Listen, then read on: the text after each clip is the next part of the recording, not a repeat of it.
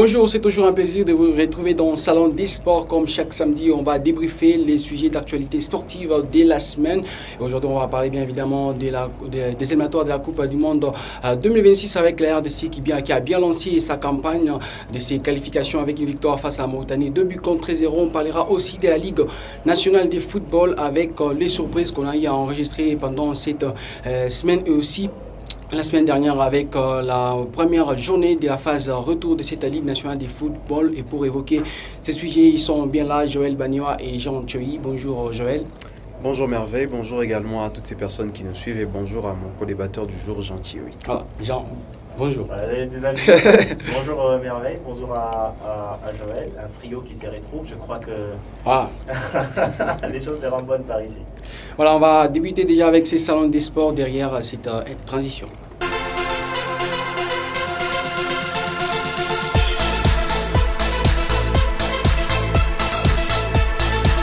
Voilà la première question qu'on se pose par rapport à cette équipe de la RDC qui a brillé face à la Mauritanie, 2 buts contre 0 avec un joueur qui sort du lot, c'est Théo Bongonda. Est-ce qu'on va se dire aujourd'hui, Théo Bongonda est en train de se mettre sur la table des joueurs comme Trésor Poutou et autres joueurs qui étaient adoubés par le Stade des Martyrs et aussi par les publics congolais. Joël Bagnoa.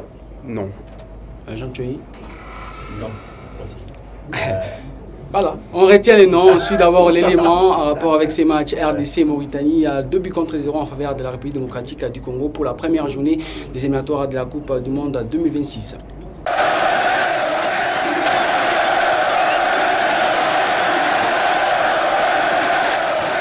Décidément, les Congolais n'ont pas tort de les surnommer Messi. Oui, Théo Bongonda a la niaque d'un vrai sauveur. Il l'a démontré face à la Mauritanie. Bongonda a montré la voie aux siens face à des Mauritaniens bien regroupés défensivement. Après les tristes 0-0 lors du premier acte, la RDC n'avait besoin que d'un génie pour décanter la situation. Ainsi, Sébastien Desabre est allé chercher ses génies sur son banc et fait entrer Théo Bongonda à la 54e.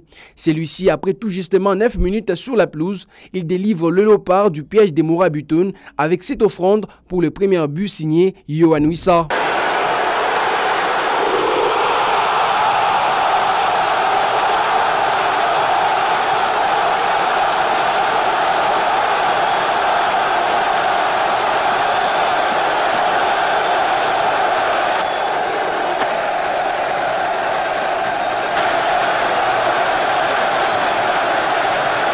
Malgré ses buts, Théo Bongonda n'est jamais tombé dans la suffisance, non plus dans les contentements. Passeur, l'attaquant des Spartak Moscou met la RDC à l'abri du danger et marque le deuxième but.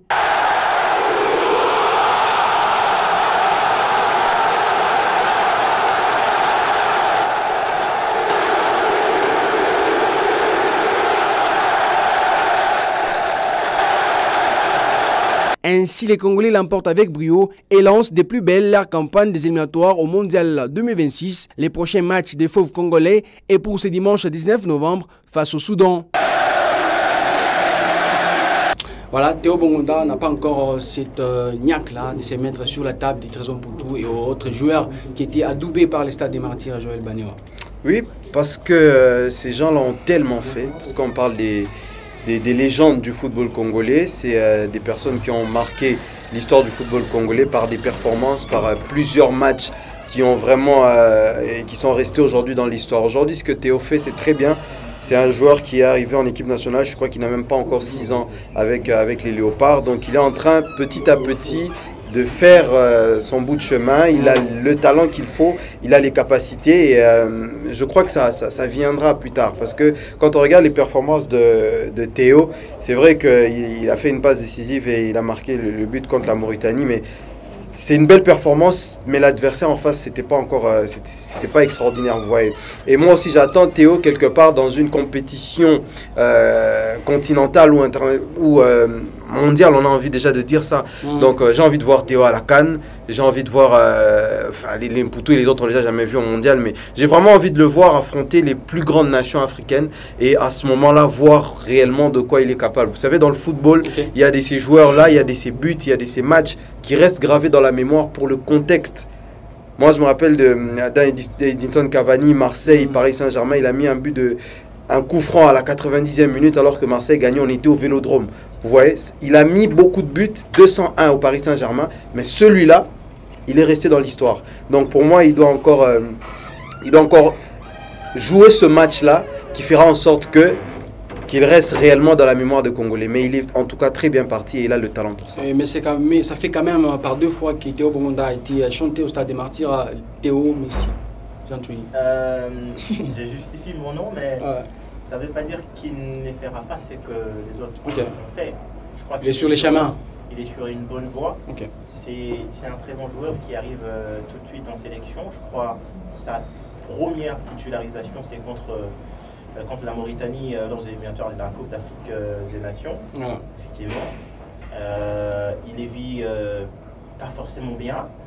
Ce qui est bien, c'est derrière ce qu'il fait, le travail qu'il abat. Parce que c'est un joueur qui est quand même en train de se démarquer depuis que Sébastien Desabre est là à l'équipe nationale. C'est un joueur explosif. Il a cette habilité, une bonne lecture devant. Il peut servir, il peut aussi marquer à un certain moment. Et il peut aussi descendre. Notamment, il a des qualités pas forcément toutes les qualités, mais il a quand même certaines qualités qu'avait à l'époque Trésor Poutou, mais pas que. Voilà. Il est passeur, il est buteur. Effectivement. Il fait ovationner le public. Mais je pense que pour un début, c'est forcément bien parti. Pour un début, c'est forcément bien parti. C'est un joueur qui a cette envie d'échanger à n'importe quel moment. Depuis qu'il a commencé en pro, depuis qu'il était à Gang. On a vu son passage récemment en Espagne avec Cadix. Et là, il est au Spartak Moscou. Vous sentez que c'est un joueur explosif, je le disais tout à l'heure. Il évolue. Il ne peut pas être là dans tous les matchs. Ce n'est pas un joueur sur lesquels les providentiels en soi. Ce n'est pas un joueur sur lesquels on s'est dit on gagne notre match aujourd'hui avec Théo Bongonda. Mais il peut sortir. Il n'est pas encore dans le rang des providents. Je ne pense pas, honnêtement, je ne pense pas. On s'est dit. Et sur cette question-là, on va se poser la question de savoir est-ce qu'il est en train peut-être de voler la vedette à un certain Cédric Bakambu. Non, mais là déjà je suis pas d'accord avec Jean parce que moi je me dis quand je regarde la ligne d'attaque des Léopards, je pense quand même que Théo Bongonda il est parce que dans ces matchs-là c'est lui qui amène voilà, rien que sa présence a changé complètement le match. Il est passeur et buteur à la fois. Moi je pense que c'est un joueur sur lequel on doit compter. Aujourd'hui, faut pas se fier aujourd'hui chez les Léopards et je trouve que c'est normal, c'est même comme ça en équipe de France, au Brésil et tout. Il y a un statut. Il y a des gens qui sont là comme les Mecha Kelia, c'est un joueur que tu ne peux pas facilement mettre sur le banc. Vous voyez, des joueurs comme les Wissa aujourd'hui, ils pèsent beaucoup dans l'effectif. On ne peut pas le mettre facilement sur le banc. Kakuta, il n'arrive plus à faire 20 minutes de grande intensité, mais il est titulaire à l'équipe nationale. Vous voyez, donc c'est Bakambu également. C'est un problème des statuts et ça, c'est tout à fait normal. Il faudrait respecter ça. Mais moi, je pense qu'en termes de performance et de régularité, je crois que Théo, c'est le joueur providentiel de la RDC parce qu'il y a beaucoup de qualités, mais lui, il a sa place. On parle peut-être de la même chose, mais dans des langages différents. Moi, mon providentiel, c'est dans le sens où, quand on débute un match, on sait qu'on peut avoir beaucoup d'adversité, mais il y a un joueur qui se démarque et nous fait gagner ces matchs-là. Et ça s'inscrit dans une régularité. C'est comme ça qu'on parlait d'Mpoutou des fois. On pouvait avoir toute une sélection qui ne marche pas, mais sur un coup de génie, vous avez la victoire.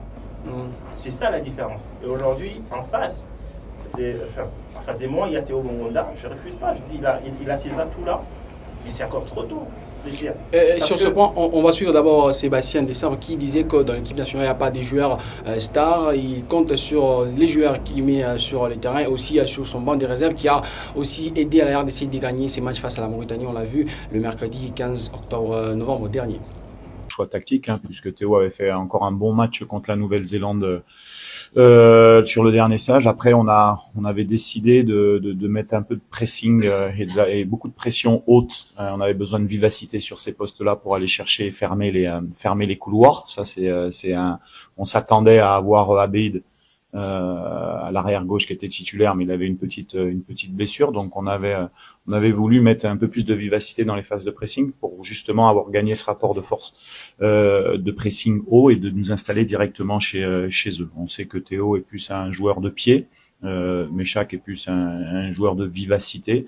Donc on avait décidé sur les 15 premières minutes d'aller les presser, même de manière des fois un peu désorganisée, mais de leur mettre une tension assez haute pour les laisser chez eux. C'est ce qui s'est passé. Et puis de toute manière, c'est comme j'ai dit aux garçons, à la mi-temps, on a un temps faible sur toute la première mi-temps. On n'arrive pas à le valider parce qu'on a une ou deux occasions, mais pas totalement franches. Mais on a la possession. C'était juste une question de temps, et puis de ramener aussi un peu plus de pied, un peu plus de qualité dans l'entrejeu technique. C'est ce qui s'est passé avec Théo, mais c'est c'est souvent les équipes qui gagnent, ou les équipes qui sont dans des rushs positifs comme nous à l'heure actuelle, parce qu'on a encore une victoire en match officiel. C'est souvent le banc qui fait la différence. C'est vraiment la plus grosse qualité qu'on avait par rapport à notre adversaire aujourd'hui, c'est l'effectif global. Quand vous voyez l'effectif qu'on a sur le banc par rapport, hier on avait fait une petite opposition entre guillemets de veille de match. Quand vous voyez les deux équipes, elles sont de niveau égal pratiquement, donc ça nous laisse la possibilité de faire ces choix tactiques-là et de ne pas être indépendant d'un seul joueur. Donc voilà. Voilà, Jean, tu disais en rapport avec l'équipe, jusque-là, on n'a pas ces joueurs sur qui on va compter. Oui, il n'y en a pas, parce qu'à un moment, c'était beaucoup plus Bakambu, on parlait des statuts ici, voilà. C'était beaucoup plus Bakambu, et même à un certain moment, quand on affronte des adversaires et que vous avez Cédric sur le terrain, on sait qu'il y a beaucoup plus d'attention, ça se focalise sur lui. Ouais. Ce qui permet d'ailleurs à certains joueurs de se démarquer des fois et de nous sortir certaines choses qui nous plaisent bien. Mais aujourd'hui, on n'a pas une star, vraiment réellement une grosse star sur lesquelles on peut reposer, c'est dire effectivement, on a gagné ces matchs parce que réellement, voilà, on avait. Mais Bongonda, ça reste un très bon joueur.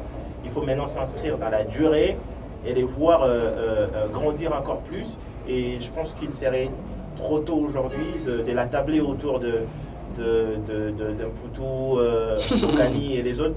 Il faudra encore attendre. Joël. Moi, je pense que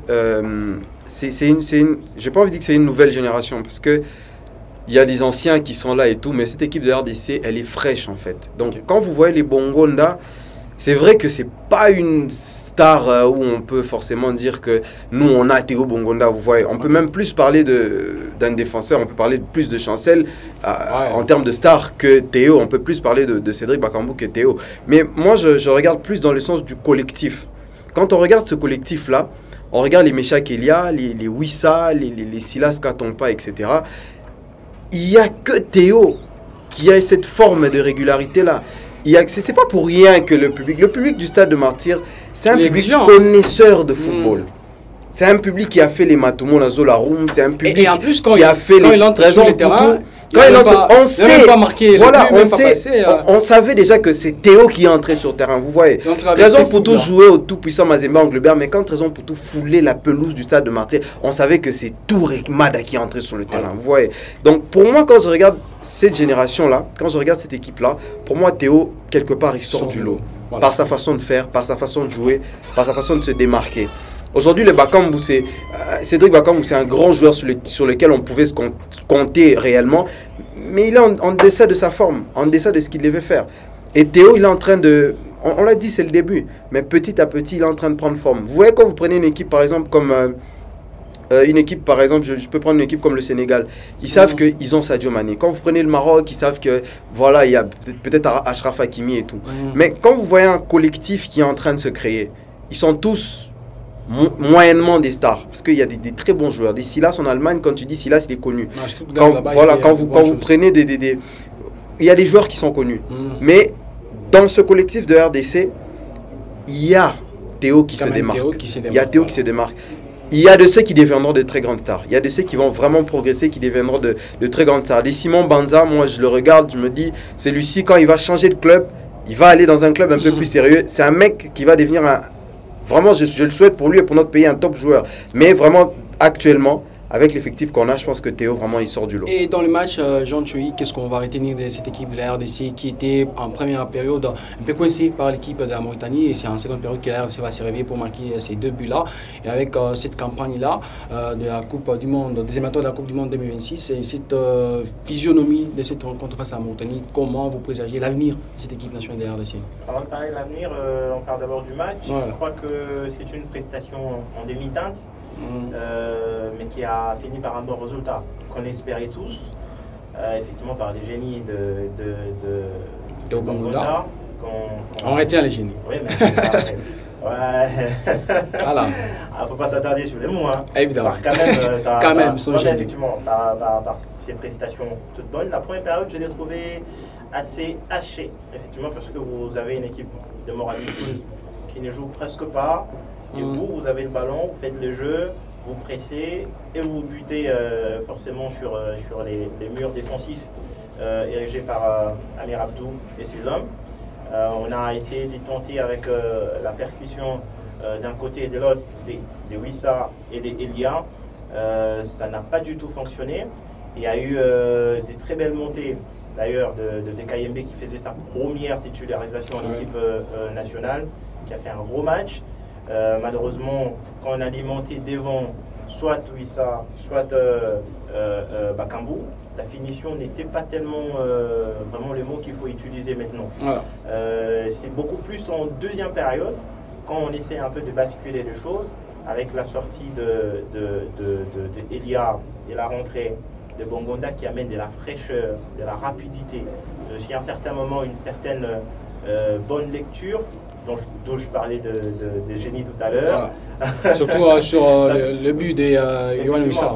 Les buts de Yohan Wissa, parce que très belle passe. Les déclencheurs, c'est bien sûr Bakambu qui comprend comment dans ces contextes-là il faudra trouver Bongonda, et Bongonda qui part chercher Wissa, et la conclusion elle est aussi toute donnée, c'est vraiment bien fait. Mais derrière, même alors quand on marque, ça ne veut pas dire qu'on joue bien. Ça veut vraiment dire que l'on joue bien. On subit. D'ailleurs, je pense que dans cette deuxième période, on a failli encaisser oui, avant que l'on marque. Oui, c'est trop tôt là. Trop tôt, effectivement. Donc je crois qu'il y a eu vraiment des choses à corriger. Mais sur les deuxièmes buts, sans commentaire, je crois que c'est parmi les meilleurs buts que je vois en équipe nationale sur les 5 dernières années. Quelle lucidité de Théo Bongonda. Effectivement, il n'y a pas que Théo dedans, parce que c'est vrai, ça commence sur ces buts, il y a quand même une grosse erreur de positionnement de la défense adverse, parce que tous, ils montent, et derrière, il n'y a que le gardien. Le gardien, il est presque seul, et Bongonda est là, devant. Il est aussi presque seul. Passy récupère, il a une bonne vision, il les relance directement, et là franchement il n'a pas pris de tournure pour conclure. Donc je crois qu'on a beaucoup plus joué sur l'individualité là au Stade des Martyrs contre la Mauritanie, que beaucoup plus sur les collectifs. Sur les collectifs, sur un jeu tellement construit. Je crois qu'il y a des très bonnes choses, il faudra parer certains bémols, notamment au milieu de terrain. Je n'ai pas tellement senti Montosami comme je le vois souvent. C'est un joueur qui a souvent un double rôle, des fois casser les lignes et relancer, et il peut se faire aussi des fois qu'il rentre trop derrière, jouer trop défensif. Voilà. Mais dans ces matchs-là, il s'est tellement effacé. C'est beaucoup plus Piquel qui s'est ostentorisé avec des fois ses sollicitations, malheureusement, qui n'ont pas très bien abouti. Mais je crois que c'est un très bon collectif qui a fait un très bon match. Les coachs a usé d'une certaine lecture parfaite pour essayer de nous décanter de cette situation difficile. Mais je crois qu'il y a des choses à arranger, comme lui-même l'a reconnu d'ailleurs en conférence après-match. Voilà. Joël, bon, sur ce match, dans ce match-là moi sur ce match, c'est un match que je comprends. C'est un match que je comprends. Et José Mourinho disait que dans le football, soit c'est les collectifs qui fait gagner, soit c'est l'individuel qui prend la place. Et c'est comme ça le football. On n'a pas été collectivement très bon. Ça, il faudrait le reconnaître. On n'a pas été collectivement très bon. Et je le comprends parce que quand il fait son 4-2-3-1, le défaut, je pense que Jean l'a effleuré déjà, Moutoussamy n'était pas à sa meilleure forme. Okay. On peut comprendre que quand vous jouez des grosses nations comme le Maroc, le Sénégal, que quelqu'un comme Moutoussamy qui est relayeur sur ce match-là, parce que Piquel était un peu plus casseur que lui, on peut comprendre qu'il soit vraiment à l'arrière. Mais sur ce match-là, on n'a pas senti un Moutoussamy tranchant qui perce. Déjà, lui, c'était un premier problème. Le deuxième problème, c'est la ligne des trois. Meshak Elia, Gaël Kakuta, ainsi que Yohan Wissa. Franchement, on sentait de la fatigue dans les 10 premières minutes. Ils n'y étaient pas. Ils n'y étaient pas. Et ça, je comprends. C'est des choses qu'on peut comprendre dans les sélections nationales. Souvent, les premiers matchs des rassemblements, parfois, c'est un peu compliqué. Surtout, en plus, si vous jouez aussi à l'extérieur. Mais là, on était à domicile. J'essaie de les comprendre sur ce point-là. Elia Meshak, c'est un joueur de percussion. Il joue avec beaucoup de sa vitesse. Mais on ne l'a pas vu. On ne l'a pas vu. Il était inexistant. Gaël Kakuta, il a fait, dans ce match-là, 5 minutes. Après, il était fatigué, le mec. Il ne pouvait plus courir. Il prenait le ballon, il les perdait. Les corners étaient mal tirés. À un moment, il a tiré le premier corner, le second, on a changé de tireur. Et puis, il est revenu au troisième corner. Il a encore mal tiré. Donc, ils n'étaient pas dans le truc. Bakambu, moi, je le dis aujourd'hui, on va plus le voir, mais il commence vraiment à perdre le rythme.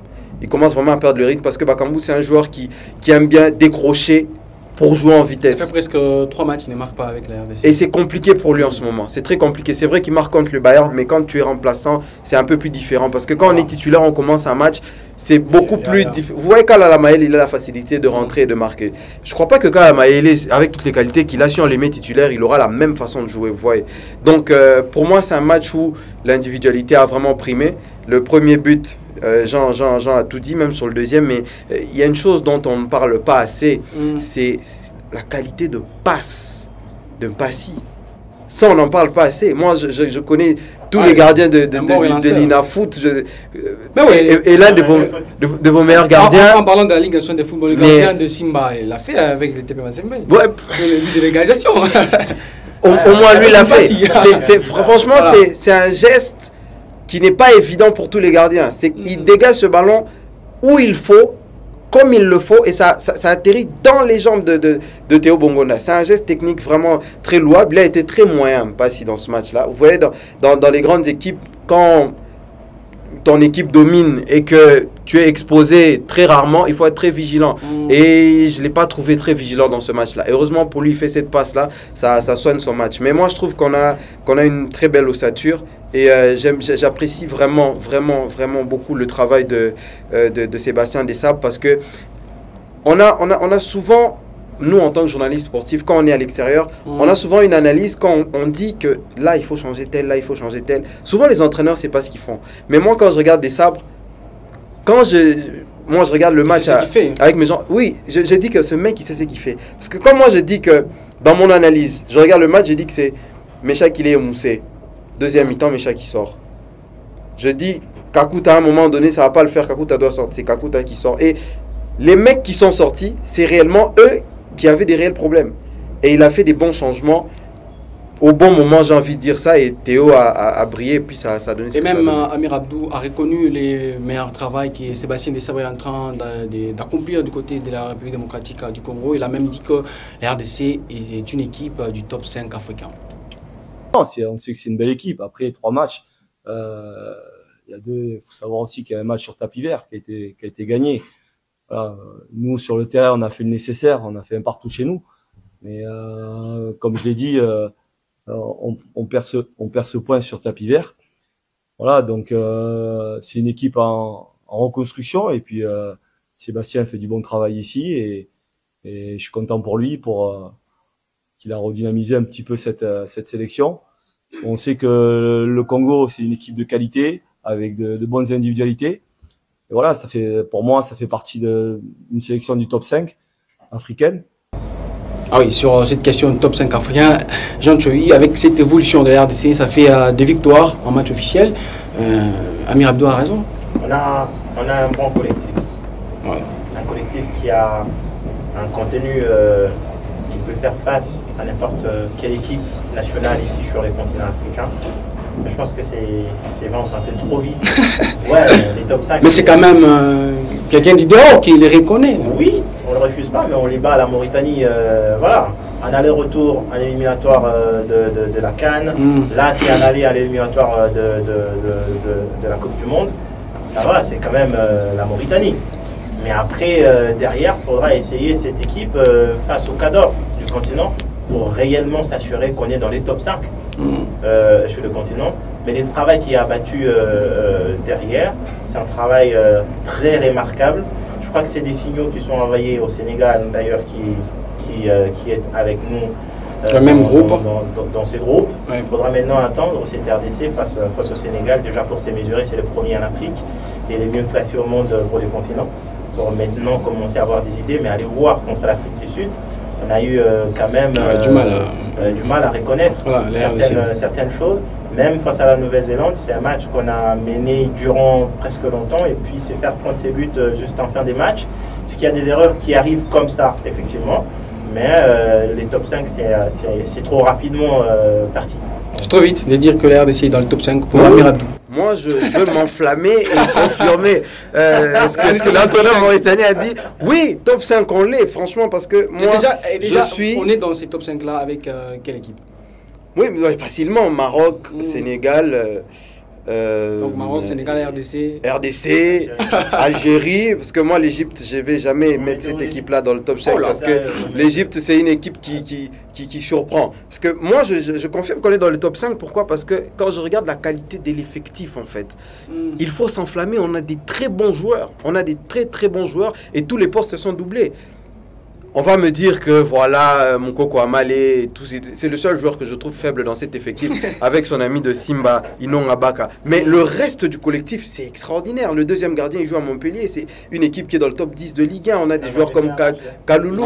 C'est vrai, ouais, c'est vrai. Mais quand vous prenez moi, je préfère, c'est qui est vrai. Ouais, je préfère un gardien.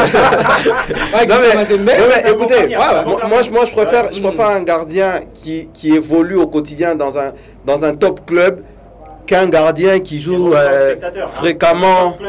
Oui, c'est vrai. C'est vrai. Je suis d'accord avec toi. Mais voilà, mais pour moi, on est vraiment dans ce top 5 là parce qu'on a un effectif qui est extraordinaire. Quand vous regardez les attaquants qu'on a, vous regardez les milieux de terrain qu'on a. En défense, c'est peut-être pas extraordinaire, mais on a un véritable collectif. Je vous dis, quand vous regardez des équipes comme l'Égypte, sur papier, ne peut pas faire trembler la RDC. Le problème, simplement, de notre pays, c'est que la concrétisation réelle des choses, vous voyez, c'est ce qui nous pose problème. Moi, quand je regarde l'équipe nationale d'Algérie d'aujourd'hui, ça ne m'intimide en rien. Quand je regarde aujourd'hui l'équipe nationale du Sénégal, en vrai, ça ne m'intimide en rien. Quand on parle des qualités individuelles des joueurs, parce qu'on va parler de Sadio Mané, oui. On enlève Sadio Mané. Vous regardez Kalidou Koulibaly, c'est un mec qui c'est la fin. Vous regardez Edouard Mendy, c'est la fin. Vous regardez leur axe là, c'est des joueurs qui évoluent en Europe dans des clubs moyens. Et il y a beaucoup de jeunes. Et c'est excusez-moi, mais je suis Marseillais, mais Ismaïla Sarr, à tout moment il est critiqué. Il n'est pas bon, Ismaïla Sarr. Il n'est pas bon, Ismaïla Sarr. D'accord. Il n'est pas bon. Quand vous regardez même le Maroc, vous regardez Ziyech, il n'est pas bon. Le seul joueur du Maroc, c'est Hakimi. Tu me dis, les bons joueurs aujourd'hui à Marseille, tu me cites 5. Il n'y a pas ça, je ne suis pas d'accord avec toi. Oui, si, Assar, il est 5e, tu vois. Ah non, mais. Si, Assar, il est 5e, mais franchement, on a une qualité d'effectif, je vous jure. Il suffit seulement qu'on arrive à bien jouer.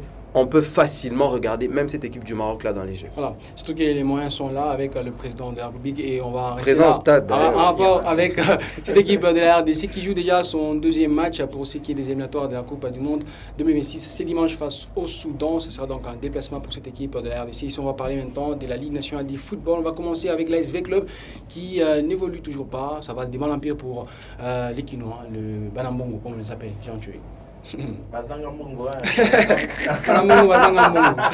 l'instant, il n'y a pas tellement ces moyens qu'il faut pour permettre à ces clubs de décoller enfin. De garder la grandeur. De garder la grandeur, parce que là, c'est vraiment une chute tellement libre qu'on se fait du mal à la tomber. Je ne sais pas reconnaître, je ne sais pas du tout reconnaître les clubs. C'est une équipe qui n'a pas de rythme, qui n'a pas d'ambition. Quand elle est sur terrain, c'est Kouya. c'est Les Aigles du Congo, récemment. C'est Saint-Luc. Franchement, elle est prénable, elle est battable cette équipe. Pourtant, il n'y a pas longtemps, quand on parlait de football congolais, il y avait Veclub, il y avait Mazembe, un tout petit peu d'Estampé, puis venait le Popo et les autres. Mais aujourd'hui, on ne peut plus faire ces classements, bon sang. C'est qu'à un certain moment, on est plus passé dans autre chose avec le. Là, je parle du comité qui gère l'équipe. Voilà. On est beaucoup plus, je vais être clair, limpide dans ce que j'ai dit, on est beaucoup plus dans la politique que les sportifs. On a une présidente des V-Clubs aujourd'hui qui préfère bien porter ses émotions politiques, avoir des contacts, aller à la présidence, faire ce qu'elle veut, mais l'équipe s'émeurt. Il y a de joueurs qui enchaînent, je m'excuse, mais 6 mois d'un paiement. Il y a des primes qui n'arrivent pas.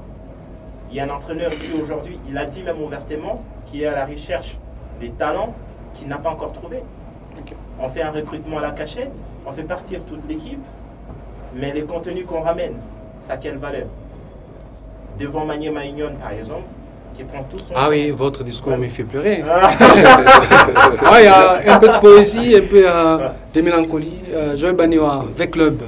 Moi, j'ai personnellement un peu mal pour V-Club, mais je vais essayer de normaliser la chose. Parce que, écoutez, vous savez... ouais, je vais essayer de faire du Connor à V-Club. Vous savez, c'est des choses qui, par sa forme, n'est pas très normale, mais quelque part, c'est normal qu'un club de football connaisse des difficultés.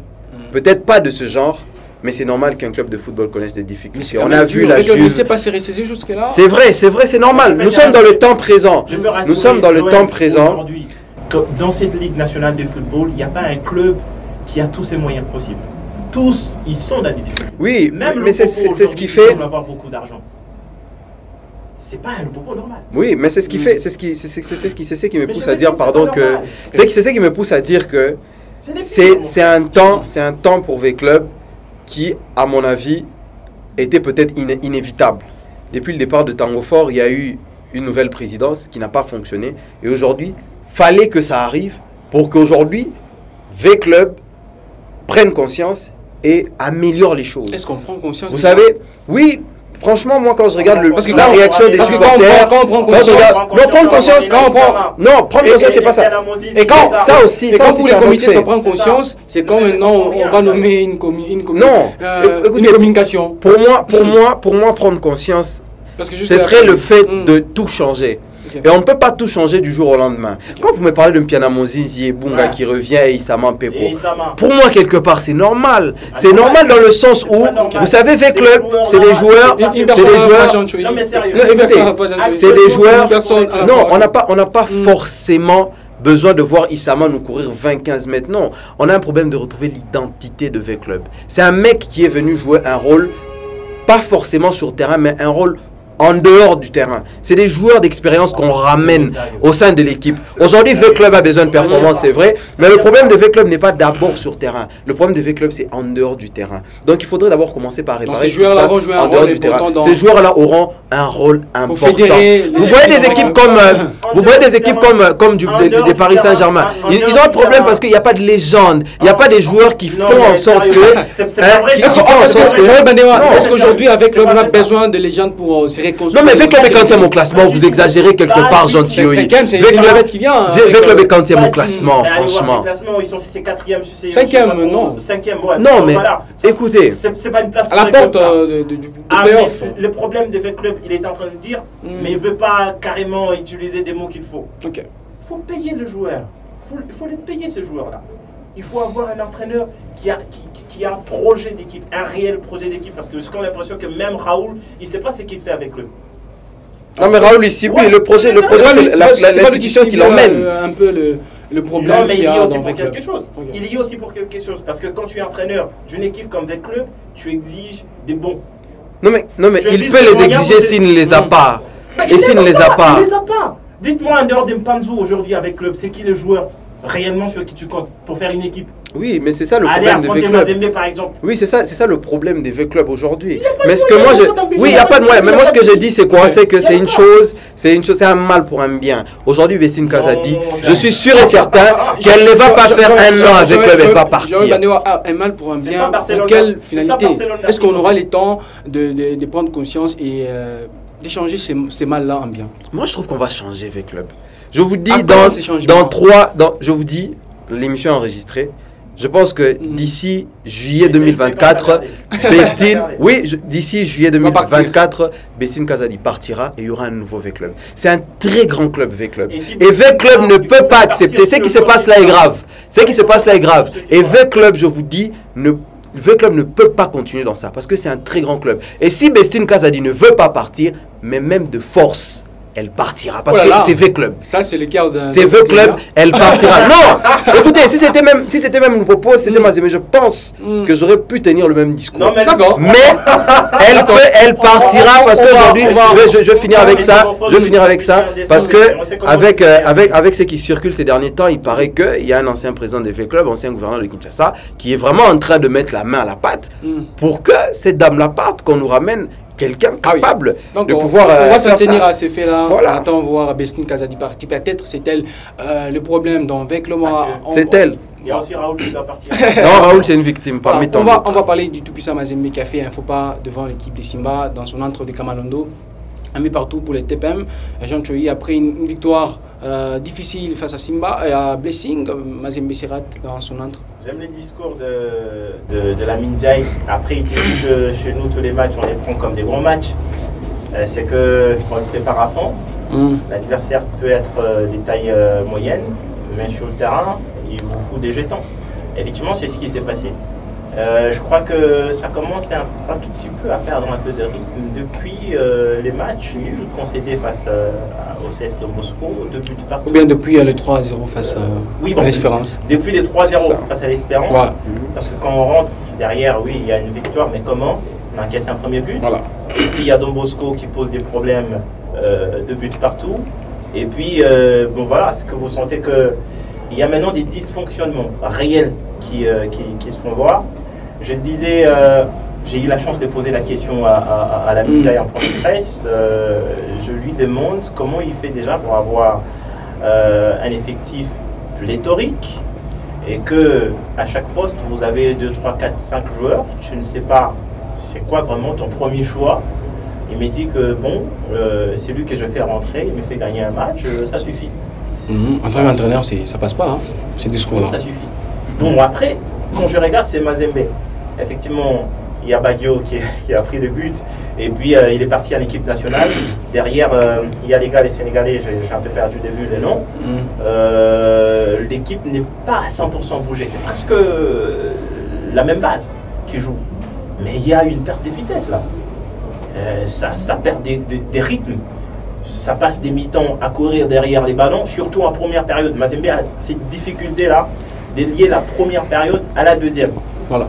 Il passe une première période à courir derrière les ballons, il n'y a pas de l'envie, il n'y a pas de la vivacité, il n'y a pas de finition. On est en perte d'inspiration.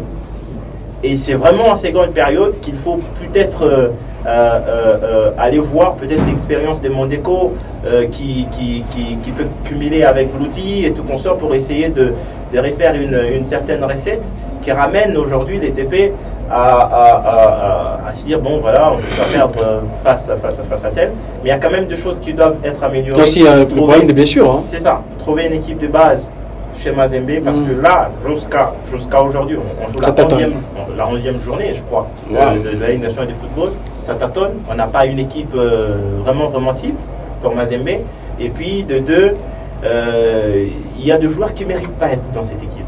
Encore ce problème-là de méritocratie dans l'équipe de Mazembe. Que ce soit des internationaux ou des locaux. Okay. Il y en a qui ne méritent pas d'être dans cette équipe.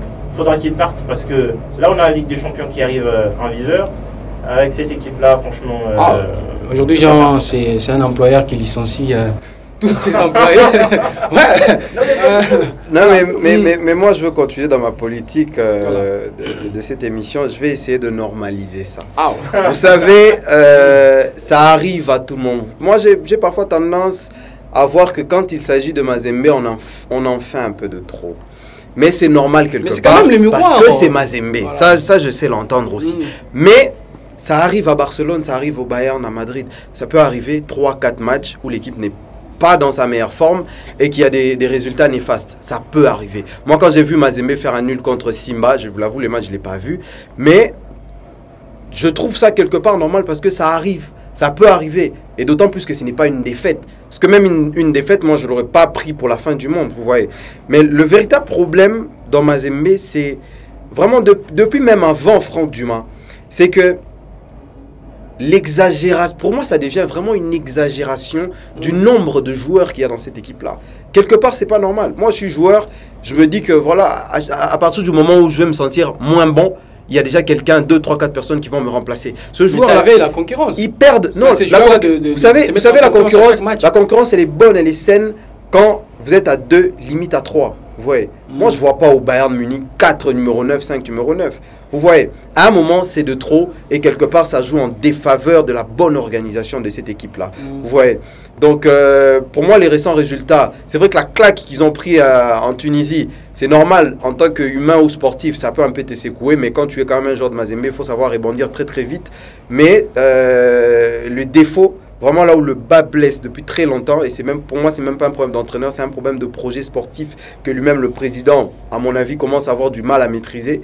Il faudrait vraiment réduire cet effectif du tout-puissant Mazembe Anglebert, et de cette manière-là, on saura réellement responsabiliser les joueurs. Vous savez, quand il y a 2 avant-centres, par exemple, dans un club, et que celui-ci ne marque pas, et que l'autre il marque, on va directement savoir que le problème, c'est un tel. Tu vois, moi j'ai vu avec le Real Madrid, Rodrigo, en début de saison, il y a eu beaucoup de mal à marquer. Rossellou, le VR qui couvre un petit peu le brèche. C'est pas pour autant qu'Ancelotti l'a laissé tomber. Voilà. Vous voyez, à un moment, il est devenu remplaçant. Ça l'a permis de revenir plus fort. Et aujourd'hui, il est beaucoup plus performant. S'il y avait 4, 5, 9 avant-centre du côté du Real Madrid, mais on n'aurait pas retrouvé un Rodrigo en forme comme aujourd'hui.